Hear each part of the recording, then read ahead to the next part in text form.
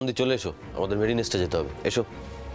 মেরিনেস্ট যান, তবে মাথায় রাখবেন আপনি অ্যারেস্ট না হলেও তদন্ত কিন্তু চলবে।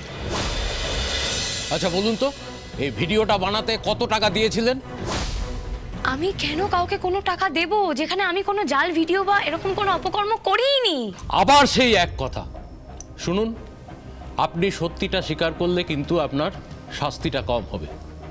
আপনি একটু আগেই বলেছেন আপনার স্বামী মানে আদিদেব লাহিড়ীকে দময়ন্তীর মার্ডার কেসে ফাঁসানো হয়েছে। আচ্ছা বলুন তো, তার বদলা নিতে আপনি আর কি কি করলেন? আমি কিছু করিনি অফিসার, আমি কিচ্ছু করিনি। আপনি সেই তোতা পাখির মতো একই কথা বারবার বলে যাচ্ছেন।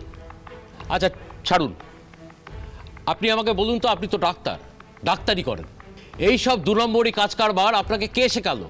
কোথা থেকে শিখলেন? আপনি আমার ব্যাপারে আরো ভালো করে জানুন, খোঁজ খবর নিন, তারপর আপনি আবার তদন্ত করুন। হ্যাঁ, খোঁজই তো করছি। আপনি বললে হেল্প হবে, আর না বললে কি করে খুঁজে বার করে নিতে হয় সেটা আমরা জানি। যা নেই সেটাও খুঁজে বের করবেন? মানে আপনি আমায় প্রশ্ন করছেন? বাহ, খুব ভালো তো। মানে কার ইন্টারোগেশন চলছে সেটাই বোঝা যাচ্ছে না। তা আপনিও তো আমাকে তখন থেকে প্রশ্ন করে যাচ্ছেন, আপনিও তো আমার কথা শুনছেন না।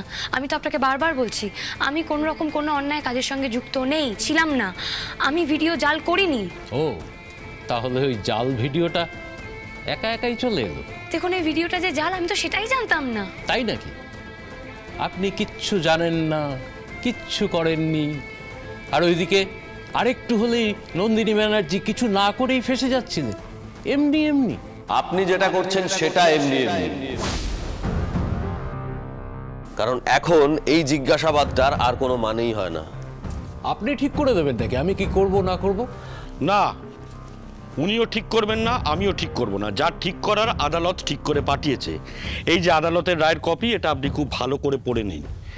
আর সৌভিক দাস আদালতে যে কথা বলেছে সেগুলো সবই হচ্ছে ওর মুখের কথা, সপক্ষে কোনো প্রমাণ কিন্তু ওর কাছে নেই। তাই কোনোভাবেই আপনি আনন্দী লাহিড়ীকে অ্যারেস্ট করতে পারবেন না।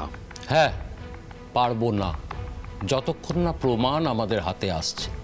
তবে যেভাবে জিজ্ঞাসাবাদ চলছে তাতে কিন্তু প্রমাণ খুব শিগগিরই আমাদের হাতে আসবে। আনন্দীর বিরুদ্ধে কোনো প্রমাণ আপনাদের হাতে নেই, তাহলে তো অ্যারেস্টের কোনো প্রশ্নই ওঠে না।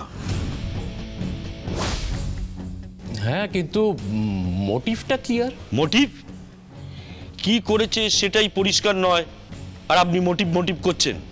ওনাকে ছেড়ে দিন।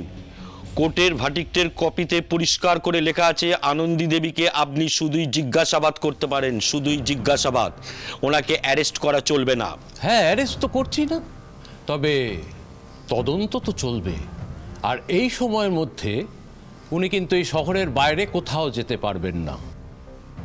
যাবো না আমরা কোথাও শহর ছেড়ে। দরকার হলে আবার ডেকে পাঠাবো, থানায় আসতে হবে। অবশ্যই আসবো। হ্যাঁ, আর প্রমাণটা হাতে এসে গেলে আপনাকে আর কষ্ট করে এত দূরে আসতে হবে না। আমরাই বরঞ্চ আপনার বাড়ি গিয়ে আপনাকে অ্যারেস্ট করে নিয়ে আসবো। অফিসার, আমারও মনে হয় না যে আপনাকে তখন অতটা কষ্ট করতে হবে, কারণ আমি কোনো অন্যায় করিনি। আনন্দী চলে এসো, আমাদের মেরিনেস্টে যেতে হবে। এসো।